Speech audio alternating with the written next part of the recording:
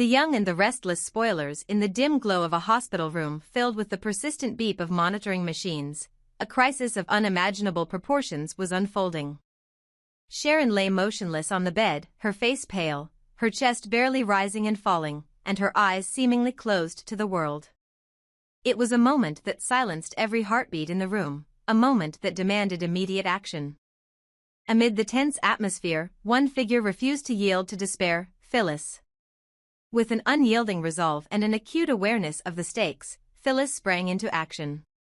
Every second counted as she began administering artificial respiration, her hands steady despite the chaos swirling around her.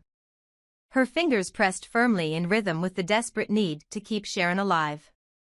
For Phyllis, this wasn't just about saving a life, it was an act of defiance against an insidious plan that had put them both at risk. Just hours earlier, Sharon's life had been shattered by a single, fateful act. Under the guise of reconciliation, Martin had laced Sharon's drink with a potent toxin. His motive was as twisted as it was calculated. By poisoning Sharon, he intended to force a truce between her and Phyllis, erasing years of bitter rivalry with the notion that shared adversity could unite even the fiercest enemies. Martin's logic was simple yet cruel. If Sharon and Phyllis could be made to confront a common enemy, their long-standing feud might just vanish. But as the venom coursed through her veins, the consequences were far more dire than Martin had anticipated. In that critical moment, as the shadow of death loomed over Sharon, Phyllis's intervention was a beacon of hope. Her actions transcended the history of enmity that had long defined her relationship with Sharon. With every press of her hands against Sharon's chest, Phyllis was not only fighting for life but also challenging the twisted machinations of Martin. The irony was striking. Two women, once locked in a bitter feud, now found themselves united by the threat of an external enemy, forced to set aside their differences in the face of impending death. Slowly, as minutes turned into what felt like hours, Sharon's eyes fluttered open. The sound of her labored breathing filled the room as life began to seep back into her fragile form. Why is this happening to me?" she croaked, her voice weak yet laced with confusion and terror. It was then that the grim reality set in. Sharon had been poisoned, and the mastermind behind it all was none other than Martin. His actions, though cloaked in the promise of a truce, were nothing short of a brutal betrayal. The recovery room, once a place of sterile calm, quickly became a battleground of raw emotions. As Sharon regained consciousness, she reached out to Phyllis, her gratitude as palpable as the lingering effects of the poison. "Thank you, Phyllis," she whispered, her voice a fragile thread of relief woven through with lingering fear. Yet, Phyllis's response was anything but tender. With a steely glint in her eyes, she retorted, "We saved each other, Sharon. This isn't the time for thanks, we need to stay alert." Her words cut through the tension like a sharpened blade, underscoring the urgency of their precarious situation.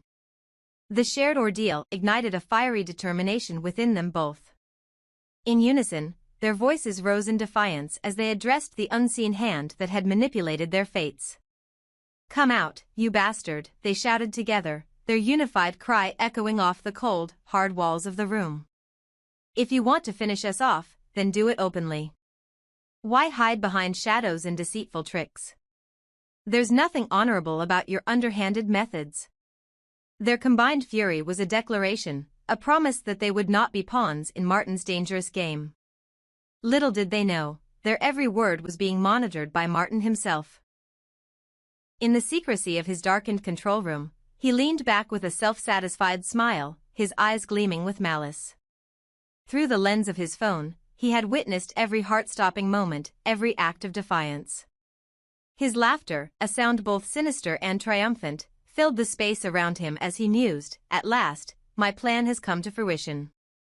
For Martin, orchestrating chaos was not just a means to an end, it was the very essence of his power.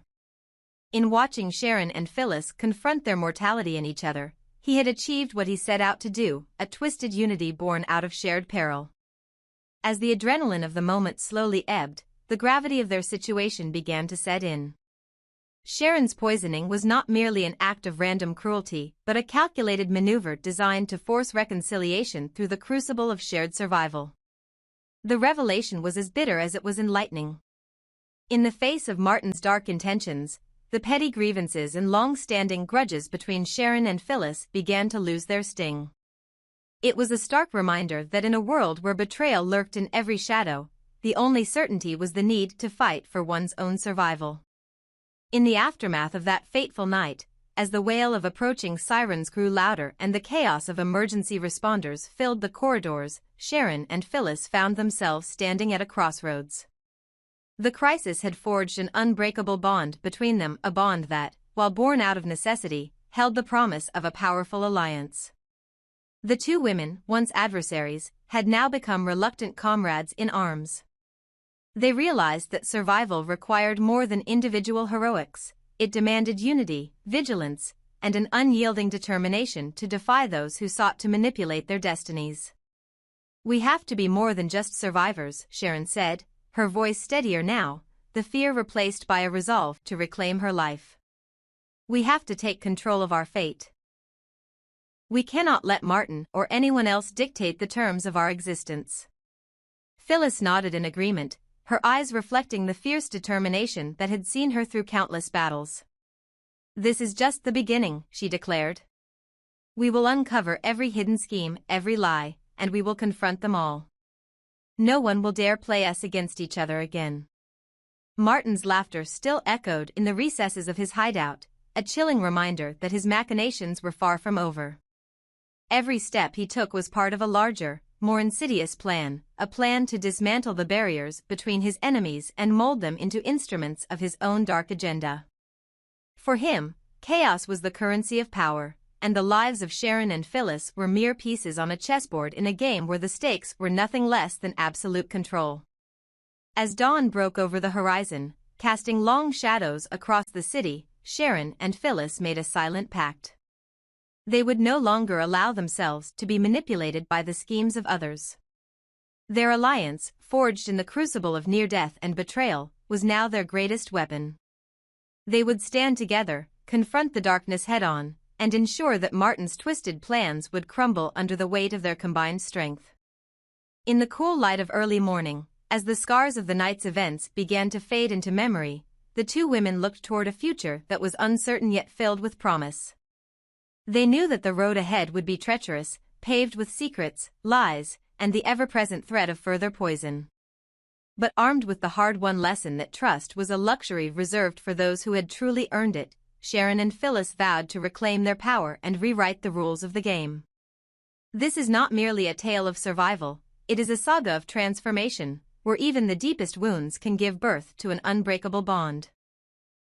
In the midst of betrayal and manipulation, Sharon and Phyllis discovered that the strength of the human spirit lies in its ability to rise above adversity, to forge alliances where none seemed possible, and to fight back against the sinister forces that seek to control destiny. Their story, marked by courage and defiance, stands as a testament to the idea that in the darkest moments, a spark of unity can ignite a revolution that not only defies death but also reclaims the very essence of life itself. As the new day unfolds, the legacy of that fateful night continues to inspire and challenge them. For every heart-stopping moment of despair, there is an equally powerful moment of triumph. And in the intricate dance of survival, where enemies become allies and trust is hard-won, the true victory lies in the unyielding will to forge a future where light overcomes darkness, and hope triumphs over despair. In the midst of a sprawling metropolis filled with secrets and shadows, Nick's discovery of the white pickup truck would mark the beginning of another twist in a tangled web of deceit and danger. It wasn't just any truck, its unassuming, faded white exterior belied the dark mysteries that it carried within its worn frame. For Nick, a man with a reputation for relentless investigation and an unyielding determination to unearth the truth, this vehicle was a silent message waiting to be deciphered. Nick's investigation began with a simple premise: track down the owner of the truck and follow the trail of its movements. It seemed almost too straightforward until the unexpected details started to pile up. As Nick delved deeper, witnesses described a recurring figure, a peculiar man with silver hair, whose face was permanently shrouded by a mask. This man, always seen behind the wheel of the white pickup, had managed to elude the scrutiny of the authorities. His masked visage made identification impossible, yet his presence struck a chord of eerie familiarity among those who recalled his features. The whispers grew louder as Nick pieced together the fragments of information. Conversations in dimly lit cafes, hurried exchanges in crowded corridors, and even clandestine phone calls hinted at a legend that refused to fade away. The man behind the wheel was none other than Alan, or at least, that was what everyone believed. Memories of his enigmatic smile and subtle mannerisms surfaced in the recollections of those who had once known him. But as the layers of time were peeled back, a startling truth emerged: the man in the truck was not Alan at all. In a cruel twist of fate, the real Alan had long been dead. The man now masquerading as him was, in fact, Martin, a name that resonated with dark implications. Martin's transformation into Alan was as shocking as it was meticulous. He had mastered the art of disguise and deception, cloaking his true identity beneath the relics of a past that had already been buried. This revelation sent ripples through the investigative community and further complicated an already volatile situation. Without concrete evidence to tie Martin to the crimes of the past, the police found themselves trapped in a labyrinth of uncertainty. The case was marred by contradictions and unanswered questions. Why had Martin chosen to assume Alan's identity? What was the significance of the white pickup truck, and where was it leading?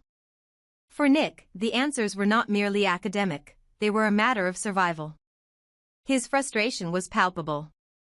Every new clue that emerged from the investigation only deepened the mystery, and the growing pressure was beginning to take its toll. Still, Nick could not afford to give in to despair. Instead, he clung to the belief that patience was his greatest ally. "We have no choice but to bide our time," he often murmured to himself, the weight of responsibility and the relentless pursuit of justice etching lines of determination on his face. In the silent intervals between moments of chaos, he meticulously mapped out possible scenarios and relentlessly pursued leads that many would have dismissed as dead ends. Martin's elaborate masquerade had been designed to keep everyone guessing. His mastery of psychological manipulation meant that every move he made was calculated to sow doubt and confusion. By donning the identity of Alan, a figure who once commanded a certain respect and empathy, Martin sought to blur the lines between friend and foe, truth and fiction. His ultimate goal was not just to remain undetected but to manipulate the very fabric of trust that held the community together. In a twisted act of irony, the very thing that had once defined Alan, his relatable, almost heroic persona, was now weaponized by Martin to serve a far more sinister purpose. As Nick's investigation progressed, the stakes grew ever higher. Each new piece of evidence was a double-edged sword, promising breakthroughs while also opening up fresh avenues of danger. His pursuit of the truth took him into the heart of a dark underworld where loyalty was scarce, and betrayal was a currency as valuable as any treasure. The white pickup truck became a symbol, a vessel of secrets that had traveled through the city's hidden veins, carrying with it the whispered promises of vengeance and the echo of past wrongdoings. In the wake of these revelations, a community of anxious onlookers, law enforcement officials, and those with personal ties to Alan's legacy began to mobilize. Rumors spread like wildfire, each one more unbelievable than the last. In hushed tones at community gatherings, in heated debates among police officers, and in the covert strategies whispered among Nick's trusted colleagues, the name Martin became synonymous with treachery. Yet, despite the public outcry and the swelling tide of suspicion, tangible proof remained frustratingly elusive.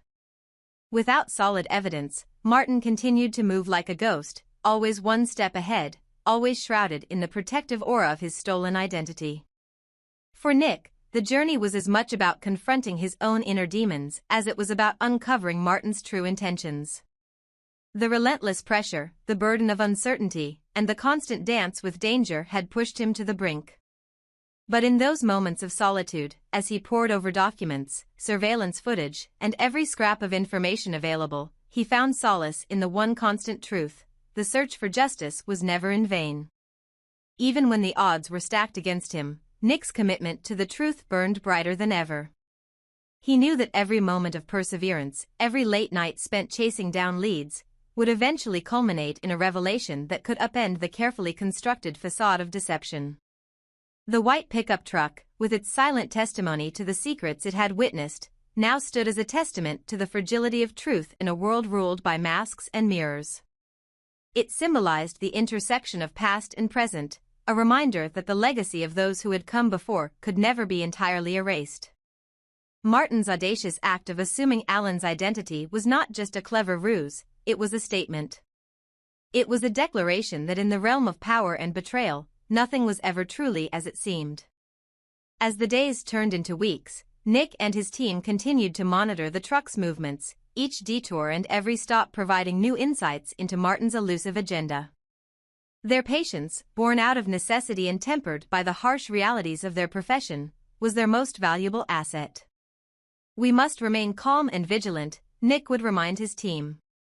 Every detail, no matter how insignificant it seems, could be the key to unraveling this mystery.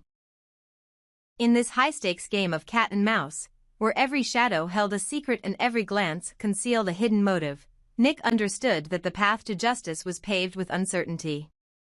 But even as the challenges mounted, he held fast to the belief that truth, however elusive, would eventually emerge from the darkness. The white pickup truck was more than just a vehicle, it was a symbol of a past that refused to be forgotten, a reminder that sometimes the most dangerous adversaries were the ones hiding in plain sight. In the end, the enigma of the white pickup truck, the mysterious silver-haired driver, and the shocking revelation that Martin had assumed Alan's identity would forever alter the landscape of their world. It was a saga of betrayal, survival, and the indomitable spirit of those who refused to surrender to fate. And as Nick continued his relentless pursuit of the truth, he carried with him the unwavering hope that one day, justice would be served, and the shadows of deception would finally be banished by the light of truth.